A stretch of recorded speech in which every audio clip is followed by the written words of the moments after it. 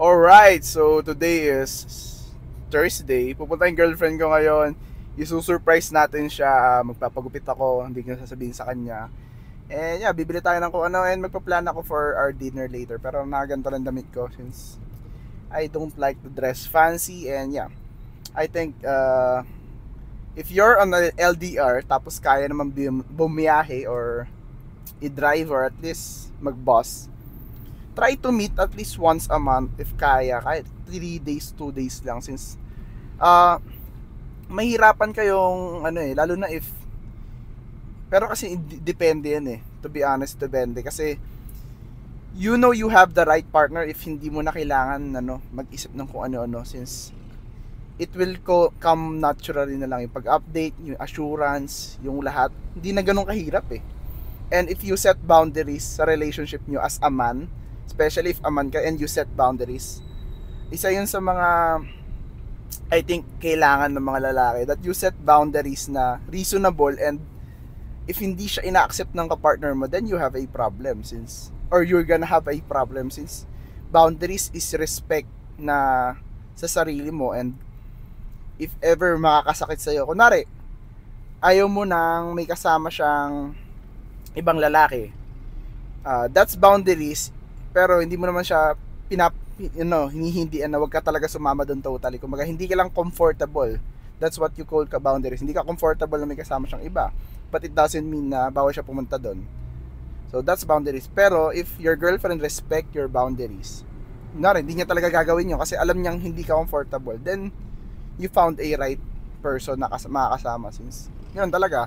Pero pag yung boundaries mo naman is unreasonable, tapos pati ikaw mismo hindi mo pinapractice yung boundaries mo, then you're a hypocrite na lang tawag sa'yo nun since hipokrito ka na lang. Kunwari ayaw mo mag-bar pero ikaw nagba-bar ka mismo, then what it is, kumbaga anong sinasabi niyon sa sarili mo, diba? So set your boundaries right, set your values right. If tama yung values mo, then most likely yung girlfriend mo i-reciprocate rin yung values and boundaries mo na yun. So yun lang, mamaya pakita ko yung gupit ko. Ang haba na kasi ng buko guys, pero nagpapahaba talaga ako, pero mukha na akong tanga. So ang papagupit ko is low taper fade lang, dito lang sa gilid, or mullet ako, I don't know, malay nyo.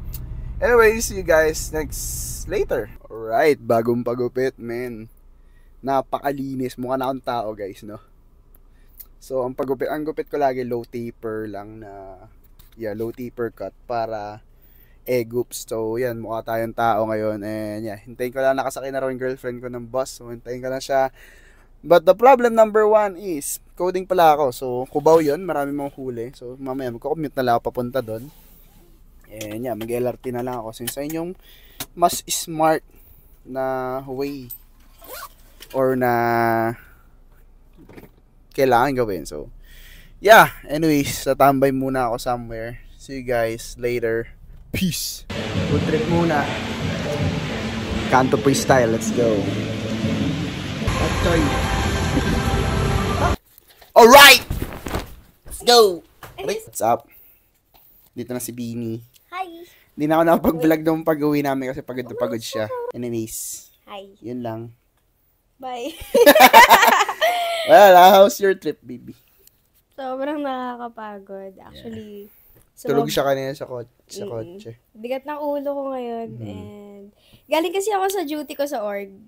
Dumiretso ako ng uwi. Mga 10 minutes lang ata ako, or 20. Tapos umalis na rin ako. So yung sa pakasakit ng binti ko ngayon, it's okay. Nawawala na, may pagod ko pag nato si Rami. Ay, talaga naman. Talaga naman. Words from Beanie.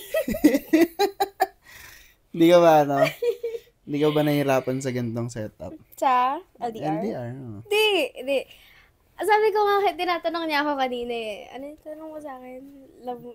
Bakit kita mahal? Natanong niya ako kanina sa akin, bakit niya ako? Sabi ko kasi sa kanya, happy ako. Tapos bigla akong naisip, oo nga hindi ko gagawin mag-travel ng 5 hours para sa isang tao. Wala Sabi ko sa kanya, kaya niya ako mahal kasi gwapo ako.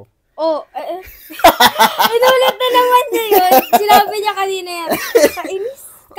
Tama na to? Hindi. Pero yun. Ganun niya ako kanina. Pero yeah, kasi happy ako. Kaya hindi ako nahihirapan sa ganitong setup. Hindi ako pupunta if nahihirapan ako. Tama. Tsaka magiging honest naman ako sa kanya na ikaw na lang pumunta dito kasi nahihirapan ako mag-travel. True. Wala. Busy rin ako.